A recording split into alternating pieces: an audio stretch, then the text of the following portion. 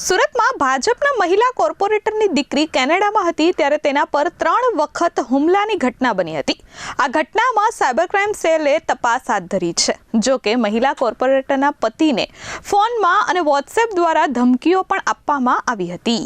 સુરતના રાજકારણમાં ખળભળાટ મચાવતી એક ઘટના સામે આવી છે, જેમાં ભાજપના મહિલા કોર્પોરેટરની કેનેડામાં અભ્યાસ કરતી દીકરી પર જીવલેણ હુમલો કરવામાં આવ્યો છે। આ હુમલા પાછળ સુરતના જ એક બિલ્ડર અને કોંગ્રેસના પૂર્વ કોર્પોરેટરના પુત્રનો હાથ હોવાના ગંભીર આરોપો સાથે સુરત સાયબર ક્રાઇમ સેલમાં ફરિયાદ નોંધાવવામાં આવી છે। પ્રાપ્ત વિગતો મુજબ મહિલા કોર્પોરેટરની દીકરી કેનેડામાં ઉચ્ચ અભ્યાસ અર્થે ગઈ હતી। ત્યાં અજાણ્યા શખ્સો દ્વારા દીકરી પર 3 વખત સ્પ્રે છાંટીને હુમલો કરવામાં આવ્યો હતો। આ હુમલાથી ગભરાઈ ગયેલી દીકરી સુરક્ષિત રીતે ભારત પરત ફરી છે। આ હુમલા એક પૂર્વ નિયોજિત કાવતરું હોવાનું પરિવારનું માનવું છે। કોર્પોરેટરના પતિ ભૂપેન્દ્ર રાવતકાને છેલ્લા લાંબા સમયથી વોટ્સએપ પર ધમકીભર્યા મેસેજ મળી રહ્યા હતા। મેસેજમાં લખવામાં આવ્યું હતું કે તમારી દીકરી વિદેશમાં ભણવા ગઈ છે, ખૂબ ખૂબ અભિનંદન અને શુભકામના। શહેરમાં કોઈ સાથે ખોટું નહીં કરતા તો ઈશ્વરની શક્તિ તમારી છોકરી સાથે ખોટું નહીં થવા દે। ભગવાનથી પ્રાર્થના, કોઈનું કરેલું કોઈના બાળ બચ્ચાએ ભોગવવું ના પડે। હવે ધ્યાન રાખજો, કોઈની સાથે ભ્રષ્ટાચાર કરતા પહેલા મહેરબાની કરશો। આ ગર્ભિત ધમકીઓ દ્વારા પરિવારને માનસિક રીતે તોડવાનો પ્રયાસ કરવામાં આવતો હતો।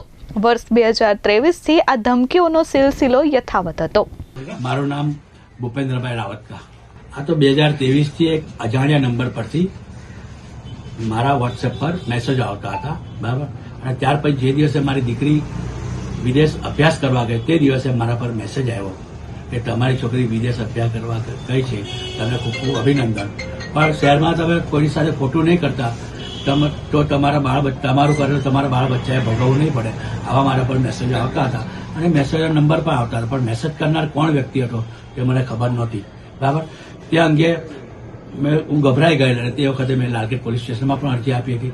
ત્યાર પછી મહેરબાન પોલીસ કમિશનર સાહેબશ્રીને પણ અરજી આપી અને પોલીસ કમિશનર સાહેબશ્રીએ એ વખતે એસીપી સાહેબને તપાસ સોંપી હતી, પણ કમનસીબે મારી બંને અરજીઓ દફતરે થઈ ગઈ અને ત્યાર પછી મારી દીકરી પર 3 વાર કેનેડામાં હુમલા થયા।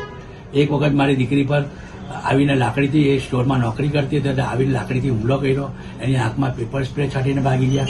અઠવાડિયા પછી મારી દીકરી સ્ટોરમાં જઈ રહી હતી ત્યારે એના પર પથ્થરમારો થયો। મારી છોકરીની પાછળ ઘણા લોકો ફરતા હતા, બરાબર। અને ત્યાર પછી નવેમ્બર મહિનામાં જ્યારે મારી દીકરી નોકરી કરીને એના ઘરે પરત થઈ રહી હતી, તે સ્કૂટર પર જઈ રહી હતી, એ વખતે જે એની પાછળ ફરતા હતા તે લોકોએ એનો પીછો કરી અને એને ડરાવવાનો ધમકાવવાની કોશિશ કરી અને મારી છોકરી પર ગાડી ચડાવવાની કોશિશ કરી, બરાબર। અને મારી છોકરી પડી ગઈ અને જમણા ખભે ફ્રેક્ચર થઈ ગયું હતું અને મેં સારવાર માટે એને પાછી બોલાવી અને પાછી ડિસેમ્બરમાં મારી છોકરીને મેં પાછી મોકલી એનો અભ્યાસ પૂર્ણ કરવા માટે। તો મારી છોકરીને પાછી આ જ ધમકીઓ મળતી હતી। પરિણામે મારી છોકરીને રેકી થતી હતી, એટલે પરિણામે મારી છોકરી આ બધી તમામ હકીકત દર્શાવતા મેં મારી છોકરીને અભ્યાસ છોડાવી અને પાછી સુરત પરત બોલાવી દીધી છે। પીડિત પરિવારનો આરોપ છે કે આ ધમકીઓ આપવા માટે ડમી સિમ કાર્ડનો ઉપયોગ કરવામાં આવ્યો હતો। તપાસમાં વરિયાળી બજારના બિલ્ડર રિફાય મોહમ્મદ અશફાક નઈમુદ્દીનનું નામ ખુલ્યું છે। આરોપ છે કે અશફાકે અન્ય વ્યક્તિ પાસેથી માત્ર 500 રૂપિયામાં ડમી સિમ કાર્ડ ખરીદ્યું હતું અને તેના દ્વારા જ ભૂપેન્દ્ર રાવતકાને ધમકીઓ મોકલવામાં આવતી હતી। આ કેસમાં સૌથી મોટો વળાંક ત્યારે આવ્યો જ્યારે પીડિત પરિવારે આરોપ લગાવ્યો છે કે આરોપી અશફાકે કોંગ્રેસના પૂર્વ કોર્પોરેટર નઈમ રિફાઈનો પુત્ર છે।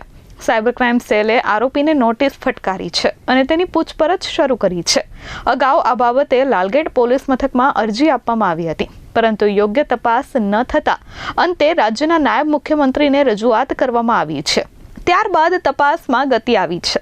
હુમલા પાછળનું ચોક્કસ કારણ હજુ પણ અકબંધ છે। આ મામલે સાયબર ક્રાઇમ સેલ દ્વારા ઊંડાણપૂર્વક તપાસ શરૂ કરવામાં આવી છે। Bureau report S24 news, Surat.